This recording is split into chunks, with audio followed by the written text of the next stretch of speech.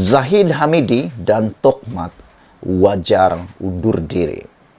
Sepatutnya Tokhmat dan Zahid Hamidi sudah seharusnya undur diri dan tidak lagi terlibat dalam PRU 15. Tak bersih, wajar undur diri. Ismail Sabri lebih berwibawa kepelai kempen Barisan Nasional. Berdasarkan pengakuan Ahmad Zahid Hamidi dalam ucapannya di Perhimpunan Agung MIC beberapa hari yang lalu, bukan saja dirinya yang diakui tidak bersih, tapi juga beberapa pemimpin BN lain termasuk timbalan Presiden UMNO Muhammad Hassan. Katanya, Muhammad atau Tokhmat adalah termasuk dalam senarai menunggu untuk didakwa. Dirinya yang sedang dalam perbicaraan mungkin mudah difahami apa yang tidak bersihnya itu.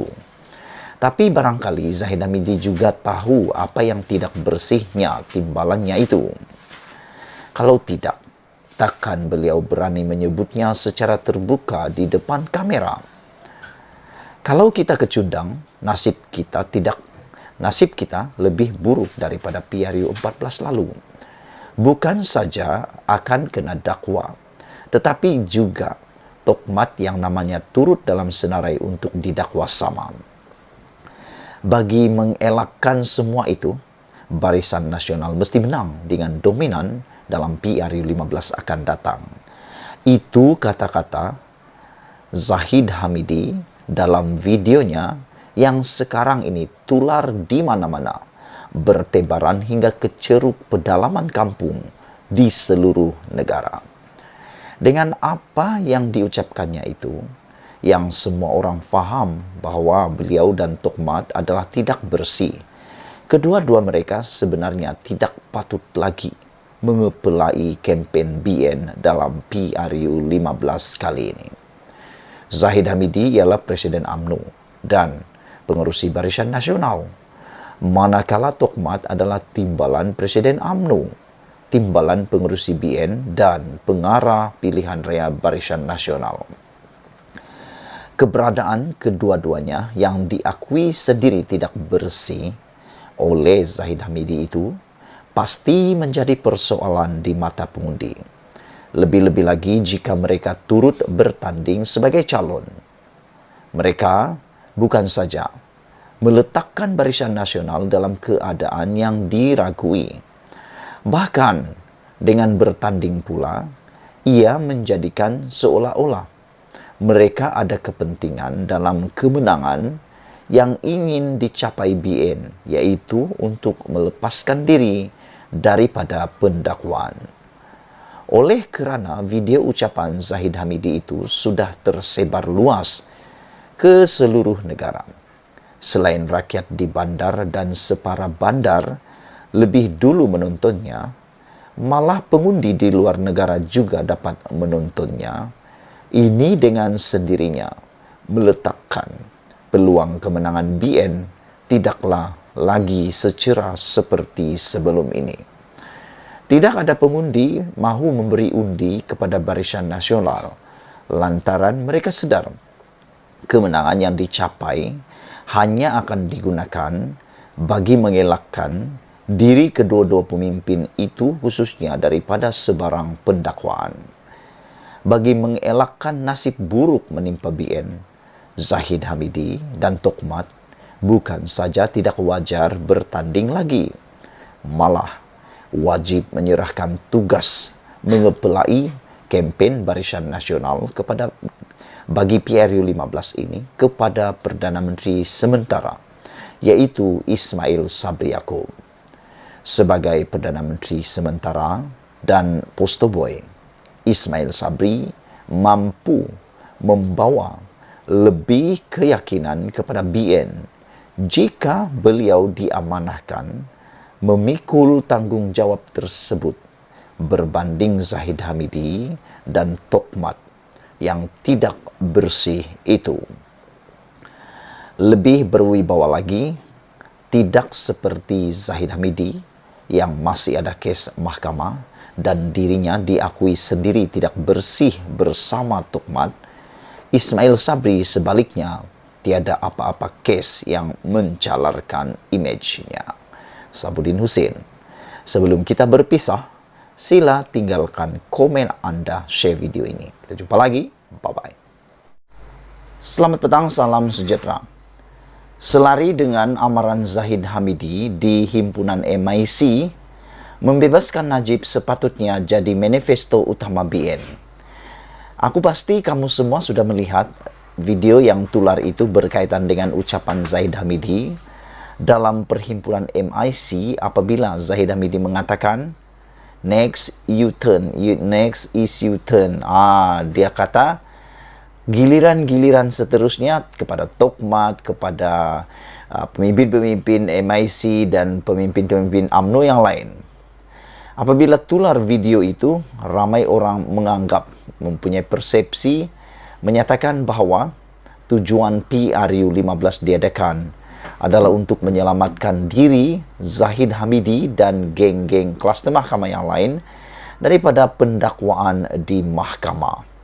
Sehingga ini telah menimbulkan satu reaksi terkesima daripada Mufti Perlis, sehingga dia menulis dalam tweet, beliau katakan, beliau risau, bimbang, sekiranya Malaysia akan menjadi surga rasuah.